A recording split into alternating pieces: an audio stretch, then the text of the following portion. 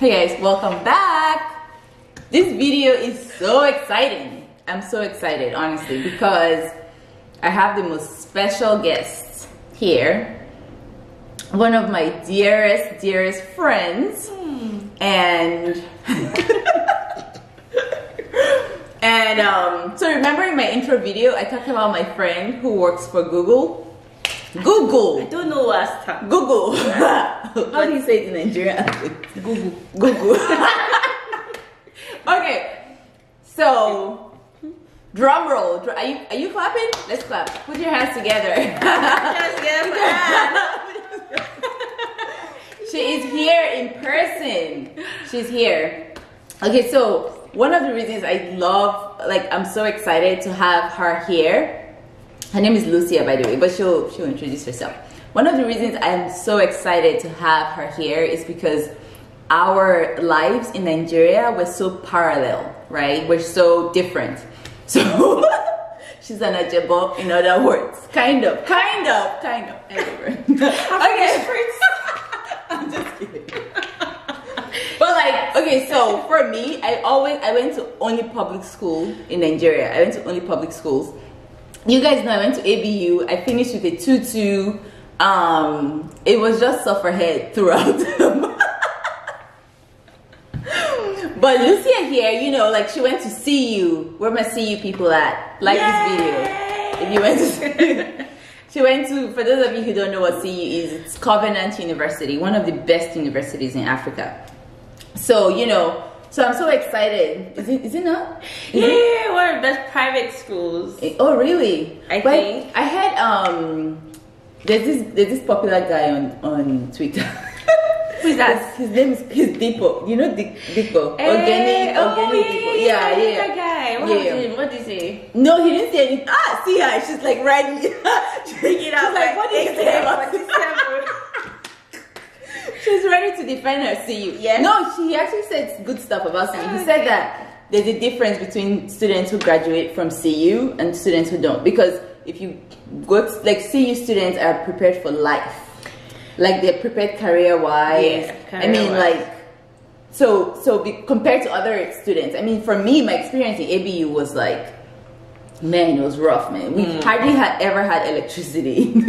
I know. Oh my gosh! It was all so those rough. stories. Yeah. Yes, you know what I mean. I had to sit on the floor for lectures because we were way too many people in my set. Yeah, I don't know if I ever, but let's sit on the floor. Or I remember for big classes, you have to fight to enter a class to get a seat. So people would be shoving each other. It was mad. It was a madhouse. Mado.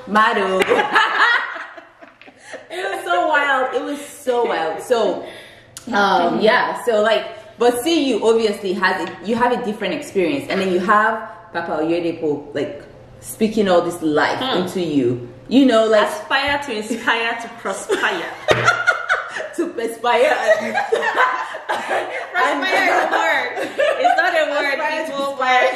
Aspire to inspire what you desire and admire. You got it. That is actually literally we had that pumped into our heads every single day. It was can you imagine having somebody like Papa speak those things into you every day? You come out on top, right? Yeah. So anyway, it depends. Obviously not everybody, but I think Dipo was right when he talked about talked about that. Yeah. Cool. Okay, I feel like we went off on a tangent, but yes, but it's part of we'll back. It's still part of the whole conversation, of the Nigerian experience, or even if you're watching from a different country, the African experience. Yeah, very true. Or okay. So do you want to introduce yourself? Sorry, I feel like I kind of went rogue, but go ahead. It's okay. So my name is Lucia. I, like Anne said, I graduated from Covenant University in 2012. I have a bachelor's in microbiology, and is this the part where I start the story of my life? No. Well, okay, well, yeah. yeah. And then what was your master's in? Okay, and then I have a master's in public health with a concentration in environmental and occupational health and safety. Okay. So, yeah, so her master's in public health. So I know a lot of people think, oh, to work for Google, you have to be a tech person, but you don't have to. I mean, no. Like, to be honest, well, there's always a backstory to everything, but I didn't actually. Google was never in my radar. Like, my purview. Like nothing. I never aspired to be, just because I thought, you know, they only take like tech people, computer people, and whatnot. And in fact, how I even got there was absolutely by chance, but as a Christian. God did it. You understand? You understand that? For all the religious people you in the house, praying? you know, for all the, I mean, it was a divine direction, honestly. Yeah, because after I got my master's from A&M, whoop whoop. Yeah, and then and then I worked for the Environmental Health and Safety Department of Texas A&M for like a year, and during that time, I was one of those people, that had already planned to pack my bags and go back to Nigeria immediately after my master's. Like, all my friends though, like my friends called, a friend of mine called me a few weeks back and he's like, Lucia, you're still in America. I'm like, it's not like that. Something happened, but our experience. So it wasn't like I really wanted to go, but I wanted to go make a change and whatnot. So my brother was like, well, okay, hold on, slow your roll. If you do want to go back, then you have to plan to be independent when you go back. Like, you can't go back and be with my sister. My sister lives in Nigeria, and still be very dependent on her. So my plan was to get money, enough money to help me to be okay, like when I go back to Nigeria. So in that vein, what was I saying? Your sister. Okay, So I was working at A&M for a year, and it wasn't, I was working, it's a school, like you don't really get that much money anyway, and with my position and everything was not as good. So I started to look for jobs, and I actually got a job in a food manufacturing industry somewhere in Illinois. Oh Jesus, when I went for that interview, I was thinking about my life. I was actually trying to picture myself waking up happy to go to work, and it just was not even like, it wasn't even happening. It was so rural, and I'm such a city girl. Like, I've lived in Lagos, like even living in College Station was like, hard. It was hard because it wasn't like a big city. I always wanted to go to Houston, so it was really difficult. I did accept the job, but I had to like pull a consensus. My family members like there was a poll on whether Lucia should take this job or not, and it was split evenly. And then my brother's like, you're not even excited to take the job. So I was like, okay, I'll just decline. So by the time I declined it, I was tired, I was frustrated, I cried. I was like, oh my God, this poor girl from Asaba does not have a job, and I'm here declining a job. And remember, there's the immigrant experience too.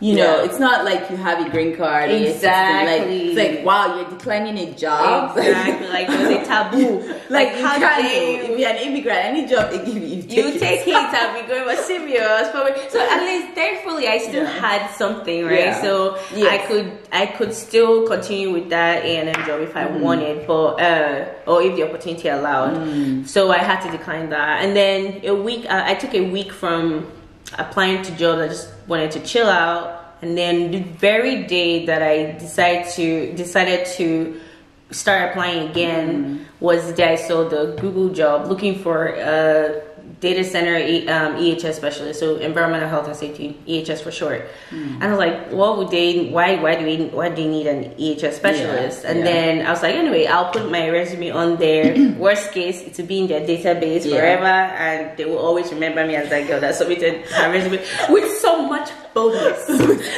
So much boldness. I was so like, how dare you? The whole Google, who are you? But I said, okay, let me just try. Let me leave it there. If they want to use it, they can use it. You know, and in Nigeria, if you go buy suya, you see people's resumes and newspapers. Oh no way, really? Well, you just came back from Nigeria, so you see. That's what I mean. Yeah, like they put resumes and in newspapers. Yeah, like like looking for a job. They used to wrap the you will see holy cow, documents, people's documents. Oh so my God. that's what was playing in my head. Like, what's gonna we used to wrap Sia, and everybody be alright. And Sia will be sweet. Oh my God. Anyways, and then I applied, and then 2 weeks later, I got like I was driving. And then I got like an email, and then it said Google requesting something. I was like, I had to stop the car, and then I asked my friend that she please help me to just read it, just to make sure that it's not Google Maps that is sending me requests to put to do like a review or whatnot. And then that's when I saw the email requesting a phone interview, and then it just progressed like that. And at some point I said, God, don't tease me.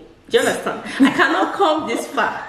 And then you will not say I will not get the job. So if I'm starting, let me just start and finish it.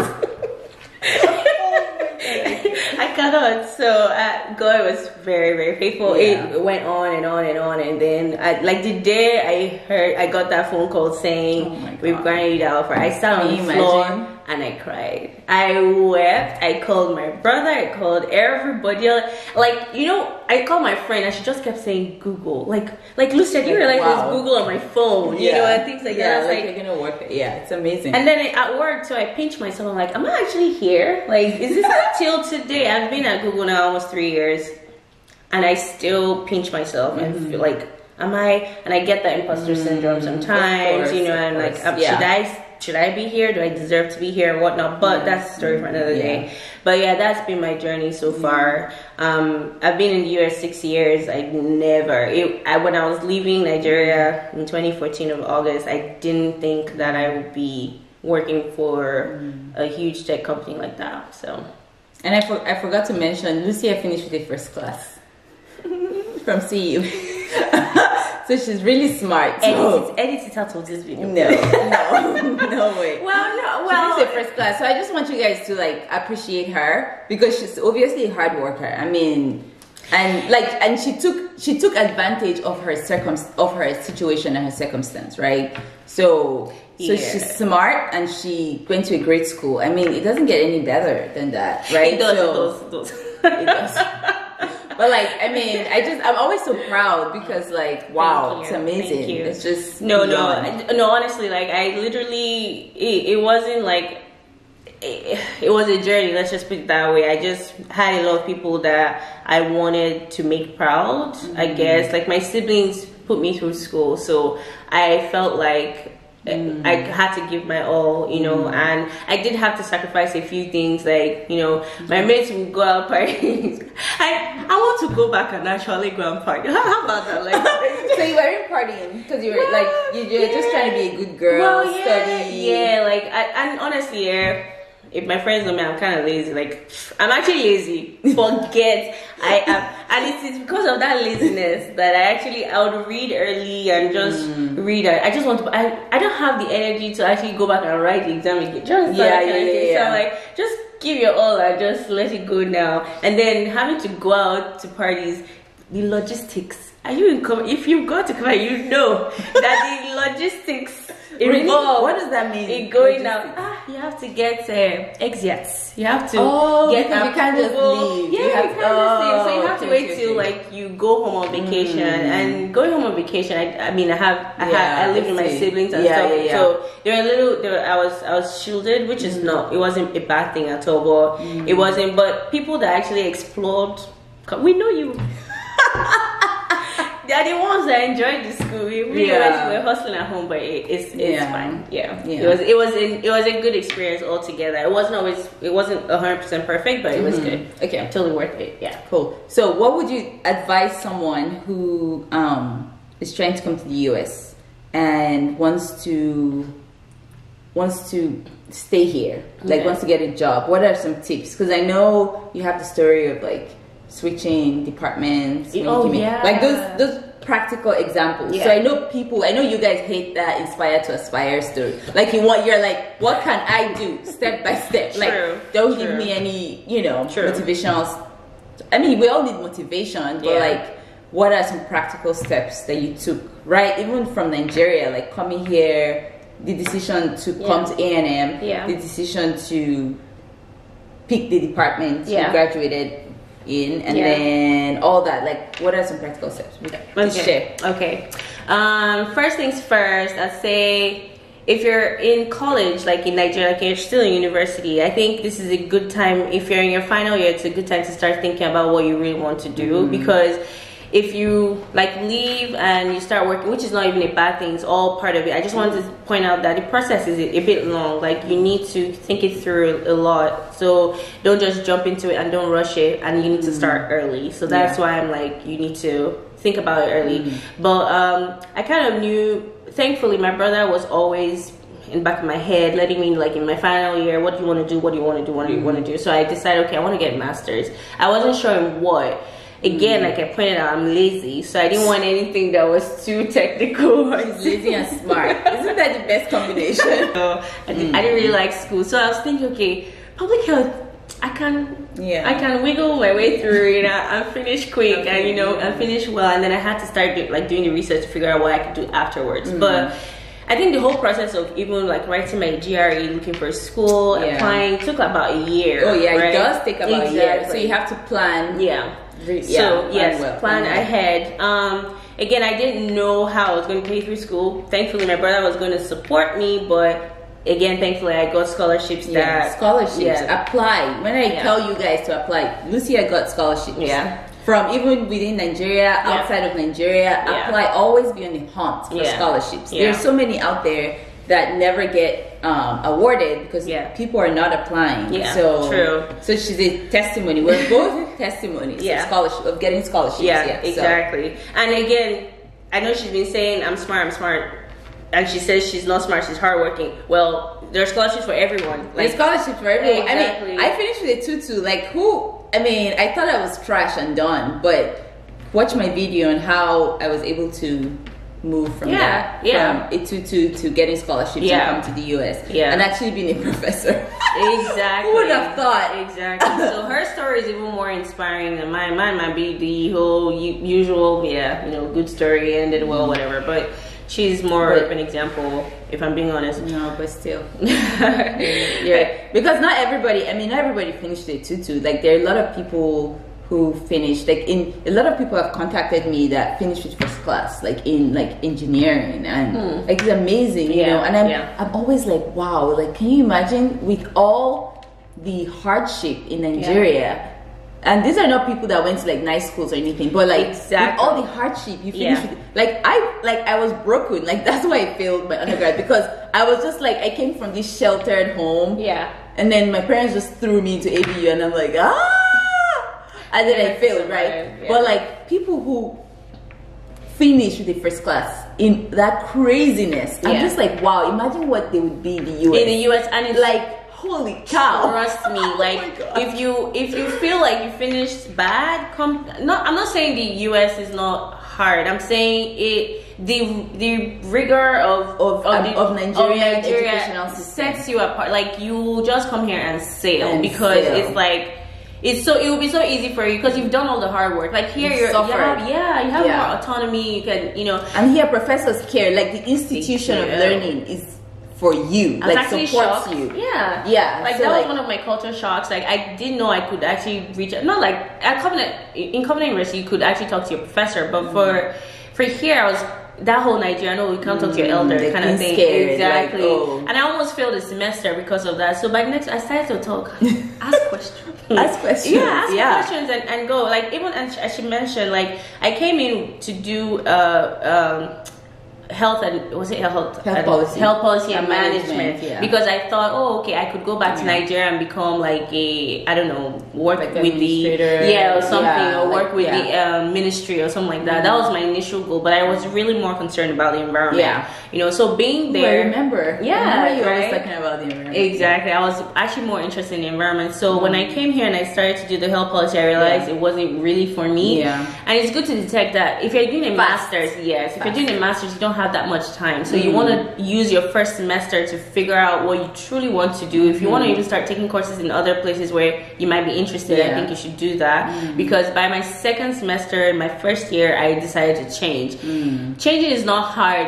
It depends on how far away you're. I mean, if I was going to change from health policy to like engineering, obviously you have to take some. It's a whole different ball game. But if you're keeping it within the same, you know, industrial or course, then it's easier. So I did change to environmental health and safety in my second year, and you know, it just I was very happy, very fulfilled. So if you're coming here with you're not sure about what you want to do, pick something in the field. Come here.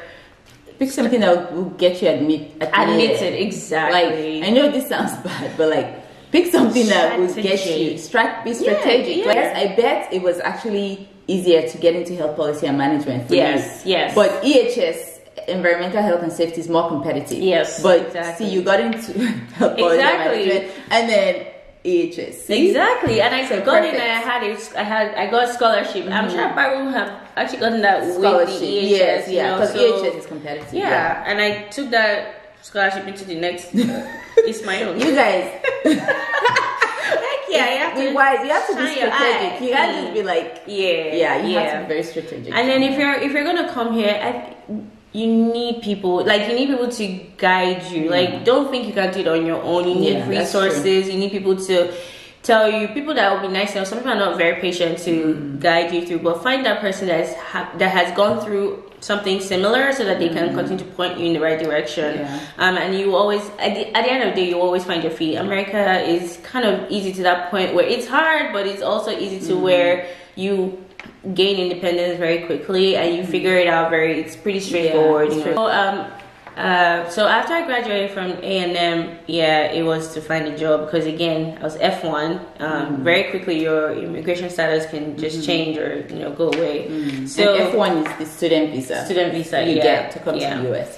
So thankfully I had done my internship, right, and that's why I was able to at the A&M's EHS department, so that's why I was able to continue. Thankfully, it's not always that way, but it's fine. So for looking for new jobs, I looked at LinkedIn. I used ZipRecruiter. Like, I'll literally wake up in the morning. ZipRecruiter was so easy because you would like upload your resume and all you needed to do was click quick apply or whatever. So in the morning I'll wake up and I'll see fresh jobs and I'll just be cooking. And I don't like cover letters. I'm sorry. Like, any job that asks me to write a cover letter, I'm not. So Google didn't ask you? Heck no. Oh. Like, wait, did you apply to Google through ZipRecruiter? I use LinkedIn. And it was one very quick. Okay, so it took me to the Google website, but it was very short. They just asked for the important things, upload your resume, and you're done. Like, you need to get a LinkedIn account. Oh, heck get a LinkedIn account before you graduate. I know some of you are already in the US, like, scared. Like, I see comments like, oh my gosh, what am I going to do when I graduate?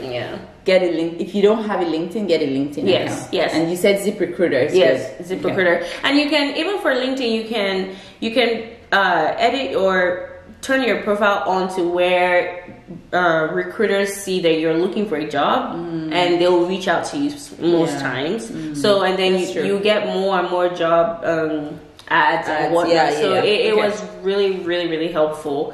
There's all kinds of jobs. Just all of them. Just get your profile out there. Like, seriously, and be very aggressive. Like, my brother is telling me, like, every day he called me, asked me, have you applied for a job today? I'm like, I was doing like 10 applications a day, like literally like every day. So when you leave school, you have to be very aggressive about, especially if you're an immigrant, and then have someone look at your resume. Yes, CV. I have a. This is a shameless plug, but I have like a business, but I've not really like set it up, but I can help you review your resume and tell you, okay, this is where you need to strengthen it, and make sure you tailor your job to the job ad. Just make sure you do that. So have someone look at your resume, let you know if it's strong.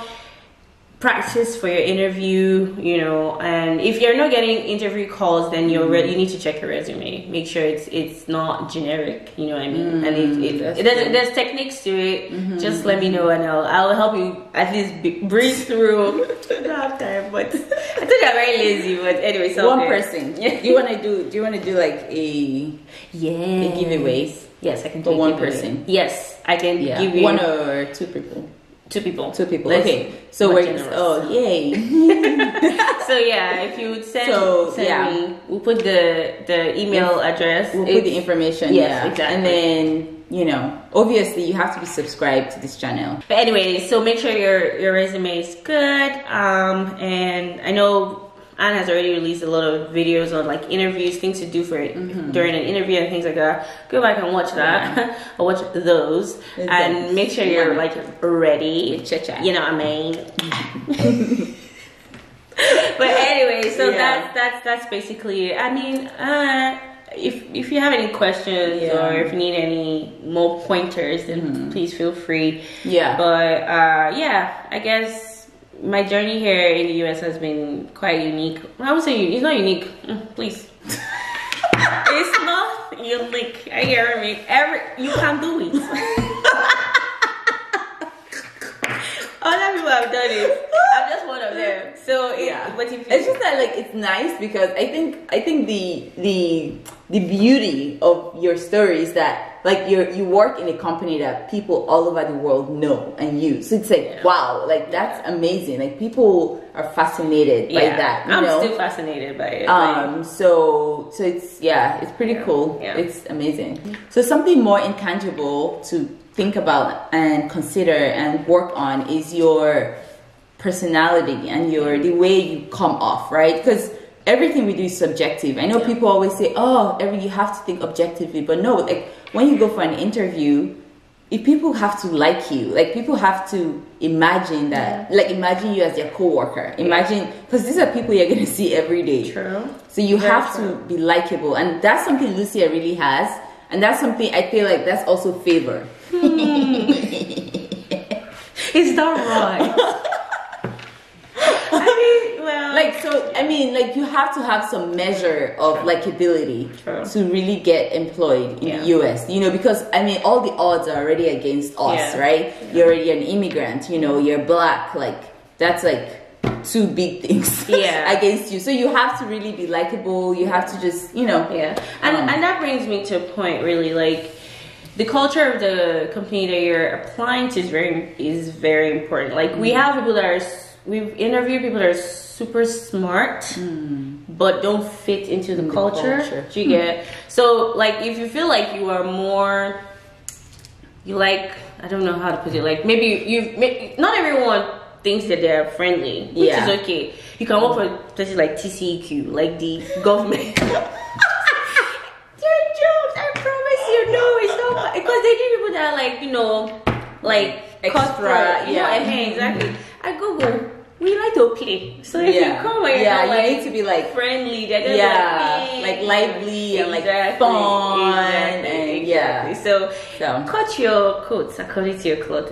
Where you think you fit best, just be true to yourself. You know, if you feel like you fit best in academia, please, you know. I know, like I struggle. Like I love. It's so funny because I love my job so much, but I don't know if I fit in. Right, with my colleagues, like, because they're, like, I don't know, because, well, I love my job, so it's always been kind of a weird thing for me. Interesting. Well, and again, I'm super, like, all my colleagues are like, all my colleagues are in their 50s, 60s, you know, and 70s, oh my God, 70s, so, like, and I always feel like, I'm always jealous of people who have like young co-workers that they can hang out with, like after work. I get my co-workers have grandkids, like they're not checking to hang out with me. And it's okay. Like I guess with with time, as we progress, you know, get into like 2025, you start to see younger professors. Yes, yes. So and so that's it's another thing. There'll be an evolution, if that's the English. But so for Google, it's a very young company. Yeah, exactly. So if they all like the older, the more seasoned people are like, you know, VPs and things like that, which is like absolutely it's good for where they're at. At our level, you might see younger people, more young people, I guess. Even though we have a mix, we're the company is very diverse. So that's awesome. you see all ages, but again, just find where you fit, because at some point you have to love what you do. Yeah, and definitely. you know, and be happy to go into work, I guess. Yeah, which I absolutely I mean, I absolutely love. I just love it. There's free. I want to work at Google, guys. Oh, they don't have any positions for me. Do they need a professor? Do they need a professor? I'm actually literally thinking through all the positions that I know. Like, none. Not quite. You can come and do consulting for us, and you know, get free food. But it's been great. Good. Yeah, it's been good. Well, if you guys have any questions, obviously. Lucia is gonna be back here for sure, right? Please. It's okay. I just live like what 15 minutes away. I'll she lives by me, so I'm so excited. Like you guys, the people you meet in school are so vital, because a lot of my network right now, like you guys know Chit. We all went to the same school here in the US, which is so great. So it's fun. Yeah, it's exciting to just have that network of girls, strong Nigerian babes. Chit. Okay, we're signing out. Bye. Bye. Thanks for watching. Don't forget to subscribe and like this video and share. I mean, if you learned anything from this video, even if you laughed with us or whatever, just subscribe and share so somebody else can learn as well and have a laugh. What's that thing you British people say? Are you having a laugh? You know, like shameless plug. I like, you know what I mean. You know what I mean. See you next time. I wish I had a British accent. Like that's the accent I really like. I don't care about American accent, but because I live here, somehow I like. It's okay. We can switch. We're the ones that switch around. You know what I mean. You know what I mean. Okay, bye. Don't worry, I'm working on my. I have to lose all the Nigerian weight. Nice. Thank you. After recording. Behave yourself. Pull the sleeves up. Yes. Yes, boo. Okay. Okay.